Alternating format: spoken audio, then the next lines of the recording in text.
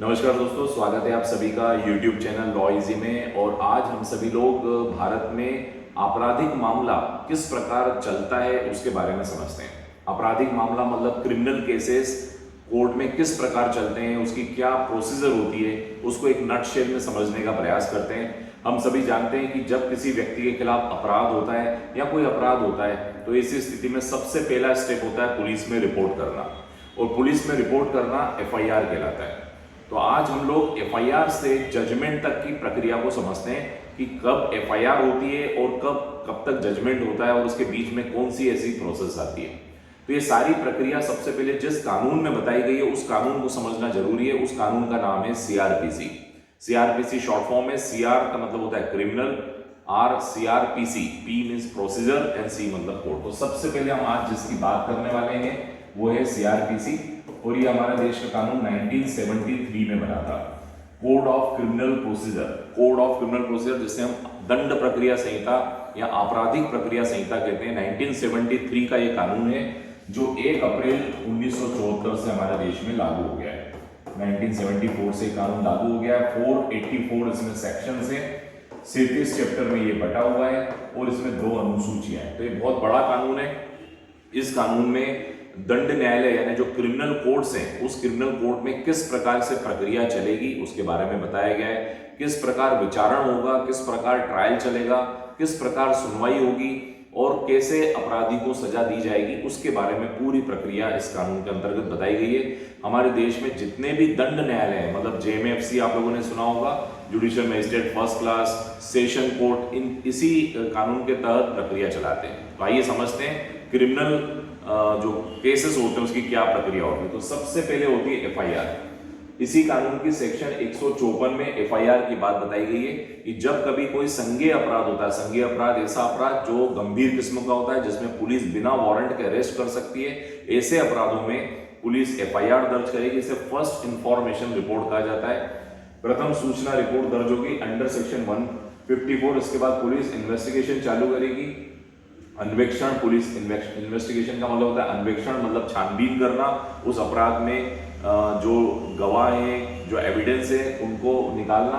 और ये जो पुलिस काम करती है ये चैप्टर नंबर 12 CRPC के चैप्टर नंबर 12 में बताया गया। 154 से लेकर 176 तक पुलिस, ये जो धाराएं हैं ये पुलिस को शक्ति देती है कि पुलिस इन्वेस्टिगेशन कर सकती है, पुलिस गवाहों की परीक्षा ले सकती है। उसके बाद पुलिस चालान पेश कर देती है और चालान पेश करने के बाद मजिस्ट्रेट के सामने, यानी पुलिस जब इन्वेस्टिगेशन पूरी कर लेती है तो पुलिस मजिस्ट्रेट जो उनके लोकल एरिया के जो मजिस्ट्रेट है, जो उनके क्षेत्राधिकार के दंडाधिकारी है, उनके सामने पूरी रिपोर्ट पेश करती है। उसको रिपोर्ट पेश करने को चालान कहा जाता है या चार्जशीट फाइल करना कहा जाता है। और जैसे ही चार्जशीट फाइल होती है तो मजिस्ट्रेट उस चार्जशीट को देखकर चार्ज लगाते हैं। चार्ज का मतलब होता है मजिस्ट्रेट आरोप तय करते हैं, और ये आरोप जो है 211 CRPC के अंतर्गत बताया गया है। Plea of guilty, plea of guilty मतलब दोषी होने का अभिवाद। मान लीजिए कि कोई आरोपी अपने आप को दोषी मान लेता है कि हाँ मुझसे अपराध हुआ है, तो कोई विचारण की जरूरत ही नहीं है, और प्ली ऑफ गिल्टी होने पर सीधे जजमेंट सुना दिया जाता है, मतलब उसे सजा सुना दी जाती है। पर नॉर्मली ऐसा होता नहीं है।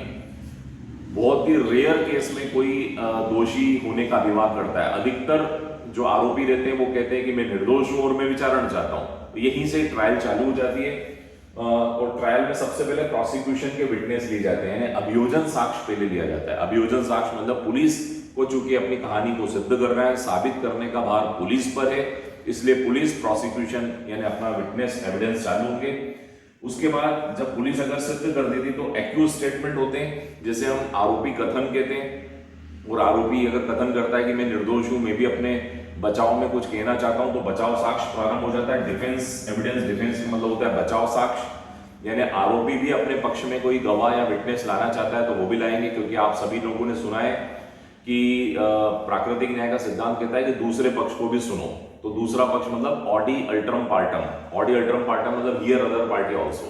तो फेयर ट्रायल वही होती है, न्यायिक विचारण, उचित विचारण वही होता है जब दूसरे पक्ष को भी सुनना चाहिए। तो दूसरे पक्ष को सुनने के लिए डिफेंस। उसके बाद फाइनल आर्गुमेंट होता है जिसे हम अंतिम बहस कहते हैं। अंतिम बहस हो जाने के बाद दोनों पक्ष अपने अपनी बातों को रखते हैं और उसके बाद न्यायालय अपना निर्णय सुनाता है जिसे हम जजमेंट कहते हैं। तो मित्रों ये है प्रोसीजर क्रिमिनल केसेस की FIR से लेके जजमेंट तक। I hope you enjoyed this lecture. CrPC के अन्य इसी प्रकार के लेक्चर्स को समझने के लिए आप सब्सक्राइब कर सकते हैं YouTube channel law easy. Thank you so much.